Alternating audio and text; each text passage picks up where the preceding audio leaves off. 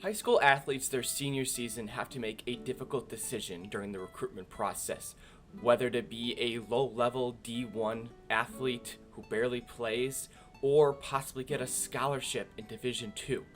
And not a lot get to experience both options, but Tyler Behrendt is one of those people. Tyler walked onto the UW-Milwaukee basketball team his sophomore season, and in his senior season transferred to a Division II college in Minnesota called Bemidji State. I sat down with Tyler to discuss the differences between Division I basketball versus Division II.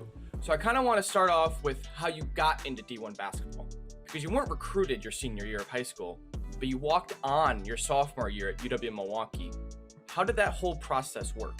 Yeah, well, I ended up playing just random pickup basketball at the rec center at the University of Wisconsin-Milwaukee. And yeah, one day I ran into the assistant coach who was playing with us, and he liked what he saw, and I gave him my info. He didn't hit me back for a couple of months, and then a guy on the team ended up leaving, and they said, hey, you want to give it a shot? So I had a 1-week tryout and made the team. So you play for UWM for a couple more years, and then your senior year, you decide to transfer out of Milwaukee. Why? I was looking, I think like any college kid or student, it's expensive. School's expensive. So I think when it came down to me and how I thought I performed that year, I thought I deserved or I earned the opportunity for somebody to allow me to play on a full ride scholarship. So. You go from a role player at UW-Milwaukee trying to get those minutes, and now you're a possible starter at Bemidji. How much do you think that plays into a factor on how you view each school? I think it definitely does. And I think that's just one thing I found out is like how much I find I enjoy, obviously everybody enjoys basketball when they play more and have a bigger role and everything. But yeah, no, I think it definitely plays an impact on everything, like just the way I see the team. And, I love my time at Milwaukee, and I love my time at Bemidji State. Each is different, so can't really say one is really better than the other, but because I think at UWM we went all over the place, got to see really cool things. Bemidji State have a little bit bigger of a role, so basketball, in terms of basketball, it's a little bit more fun. So what would you say the game atmosphere is like in like high level D1 versus like a conference game in D2? I would say the fan interest, I think maybe because the arenas and the gyms were smaller, it got a little bit more packed. So it was a little bit more, it almost felt louder at the Division II level than at the D1 level. I think at the mid-major level, the interest with the students wasn't actually the same, which was interesting. But I'm assuming at the high major level, that's next. Those fans are insane and they go to every game. But for me, the D2 level, the fan experience, I think it's almost a little bit greater. There's a little bit more of a connection. I think maybe because it's smaller town too, so it's like that's the team thing to do in town. People show up, so yeah.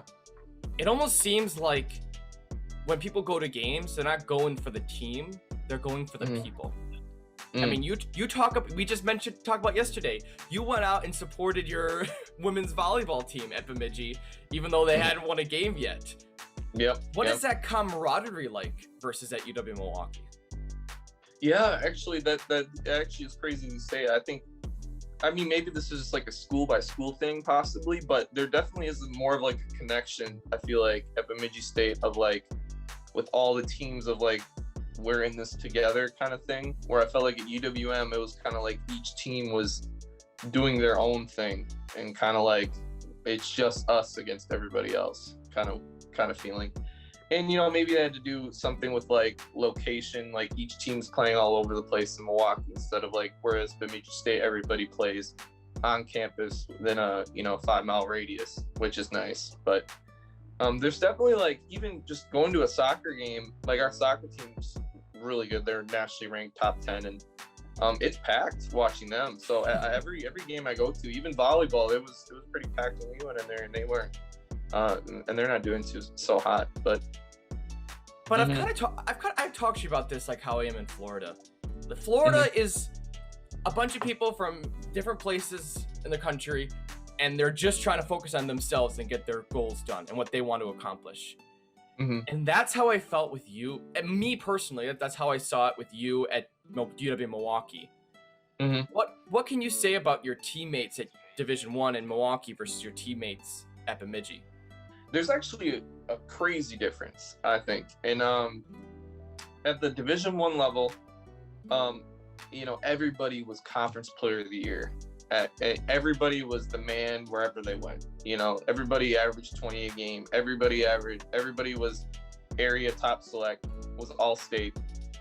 And I think you could, and it kind of personality wise, you could tell, I think they were a little bit more driven and they had a little bit more higher expectations of like, they were the man, they're going to be the guy. And so I think it kind of, and whereas in D2, it's kind of like people, small town, yeah, they're the top player, but they're not recognized as like future NBA prospects. So they're a little bit more down to earth, a little bit more of like accepting. And like if they were to get a role where in D1, I feel like it was a little tougher to get have people to succumb to like being a role player.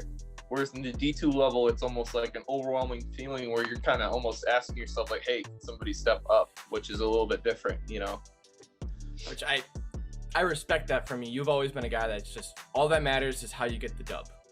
Mm-hmm. But you also focus on your game. Mm-hmm. Which school made you a better basketball player? Ooh, that's an interesting question. I would think maturity, or I think it's weird when I say this. I think I matured on the basketball floor, like actually in game, more at Bemidji, understanding like pace, tempo, how to manage a team, how to like bring people together. I think at UWM, I think it gave me more of like my base, more of like, what it takes to get into rotation, what it takes to, play at a high level, like diving on the floor, nothing's given. I had to really earn. I had to find the grit and the grind at UWM, where I think at Bemidji, I'm more polishing my game, if that makes sense. What do you bring to Bemidji that you think they need? Oh, I think one thing that UWM taught me is, I think, being a dog. I think sometimes that's one thing you can kind of, the PJ Tucker, whatever. But at the end of the day, like I kind of said, the personalities of a D2 player, it's kind of like small town. You're kind of, accustomed to, just like being the role player. I think one thing that I bring is kind of an edginess. I kind of like, I play with a speed and a pace that kind of like wakes people up, kind of like, oh, we got to start playing now. And, I have a tendency, I don't back down. And I think that's something that I bring that's kind of rubs off on my teammates that I don't think they could have got somewhere else. Now, obviously, I shoot the crap out of the ball, and I can pass really well, and I can dribble fast. But I think there's a lot of people that can do that, but I don't think like people can find somebody like me that will never give up, that will, pick you up full court. I think that's more the things that I think people have a hard time finding. It's that MKE 414 blood, right? There you go. Yep. The last thing I'll ask is, you always talk about the future and like whether you do coaching or have a son, whatever. Let's say you do have a son and he plays at the level that you do. What division of athletics would you want him to play in?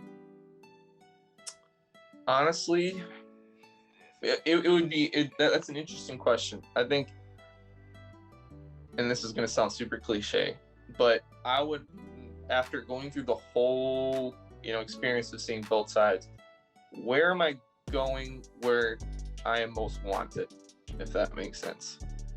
I think not succumbing to the D1, going D1 because it's D1 rather than D2. There's a D2 school that wants you. I think that's the place that you should go. And because I feel like a lot of times people, they compromise their, what they want by going for the big name. And I think that's, something that people should take to heart. Well, Tyler, I really appreciate that. Thank you so much for joining me today. Of course. Thank you for having me. That was Tyler Behrendt talking about the differences between D1 and D2 basketball. For Nexus One-on-One, I am Logan Windsor, and we will see you next time.